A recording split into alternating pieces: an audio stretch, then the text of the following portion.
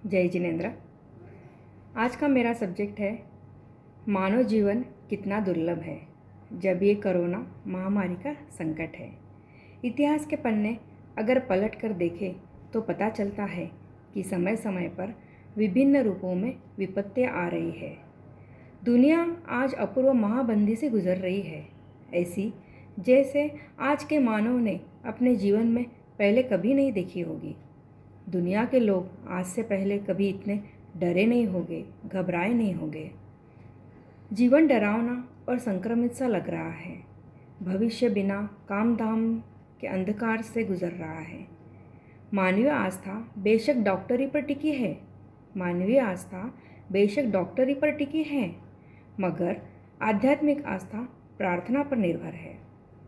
हम जानते हैं कि सबसे धनी 1% लोग ही दुनिया की 50% से ज़्यादा संपत्ति का मालिकाना रखते हैं।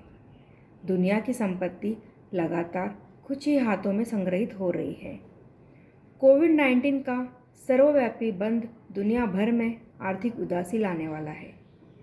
कोरोना महामारी में सबसे धनी 1% पर समाज की मदद करने का उत्तरदायित्व आता है। इसलिए अगर दुनिया के एक और आर्थिक महामंदी से बचाना है तो राजनीतिक आर्थिक को सामाजिक आर्थिकी में ढलना होगा।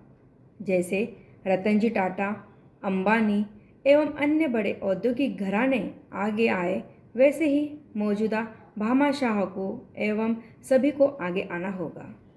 इस समय सभी को विवेक के साथ एक दूसरे का सहारा बनना चाहिए।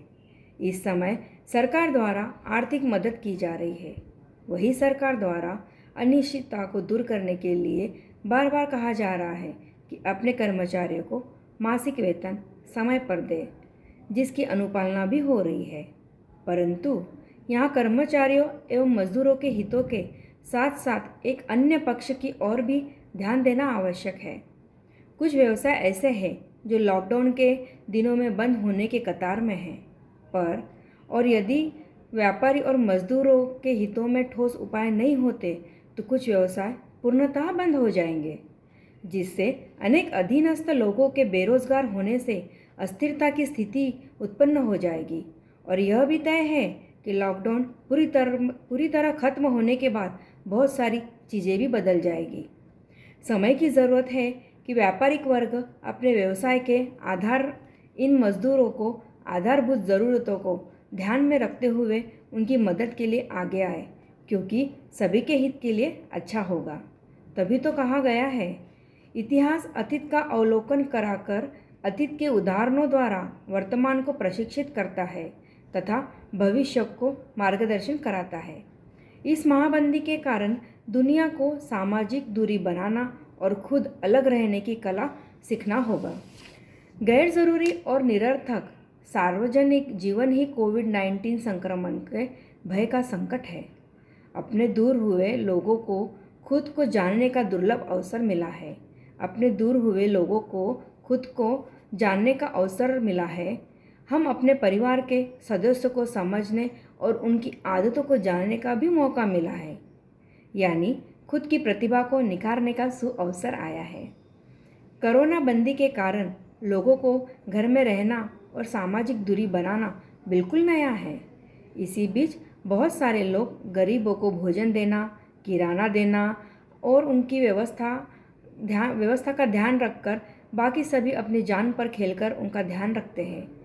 हमारी ओर से कुछ उन्हें मदद हो जाए, इसलिए अचानक आई विपत्ति के कारण निर्णय भी त्वरित लेने पड़ते हैं। विपत्ति काल में सिर्फ धैर्य और विवेक ही काम आता है। इस कोविड-19 में 5 सकारात्मक बदलाव देखने को मिल रहे हैं, जैसे कि धर्म और नस्ल का भेद, श्रम की पहचान, प्रदूषण का कम होना, परिवार के साथ समय बिताना, आर्थिक समीकरण। अभी तक तो यह संक्रमण मानवीय संकट ही है। मानवता जरूर इससे अपने समय से इस विकट संकट से तिर जाएगा और फिर से दुनिया जरूर जिएगी। प्रकृति भी सब विचारधाराएं देर सबेर अपनी अस्तित्व खो ही देती है। निसंदेह हम अपनी संस्कृति, परंपराओं, समरस जीवन पद्धति के संबल और विवेक से संसार पर आकर इस संकट से मुक्ति ज़रूर पाएंगे। जीवन भर भौतिक पदार्थों को पाने के लिए दौड़ते रहे, पर अब वक्त मिला है जीवन में पर अब वक्त मिला है थोड़ा आत्मचिंतन करने का। मानव जीवन यूं ही नहीं मिलता, लाखों योनियों के बाद जीवन को मानव जीवन मिलता है, जीव को मानव जीवन मिलता है। इसलिए तो कहते हैं मानव जीवन दुर्लभ है। मानव जीवन मिला है और कोविड-19 ने आपको समय भी दिया है। मानव जीवन मिला है और कोविड-19 ने आपको समय भी दिया है। थोड़ा ठहर जा और तब जब ध्यान साधना भक्ति आदि वक्त रहते हैं कर ले तो तिर जाएगा। किसी ने सही कहा है, लेना छोड़ और शुरू कर देना। जब तक हम दुनिया से लेने के चक्कर में पड़े रहते तब तक हमें बराबर अपने वजूद पर संकट मंडराता नजर आता। वही जब हम सोचते हैं कि दुनिया को क्या दे सकते हैं और देने का संस्कार वो आदत अपना लेते हैं तो हर तरफ से सहयोग शांति और सहकार बरसने लगता है। धन्यवाद। मेरा नाम रूपल जितेंद्र तातेड़, मैं पूना से हूँ और मेरी उम्र है 43 वर्ष।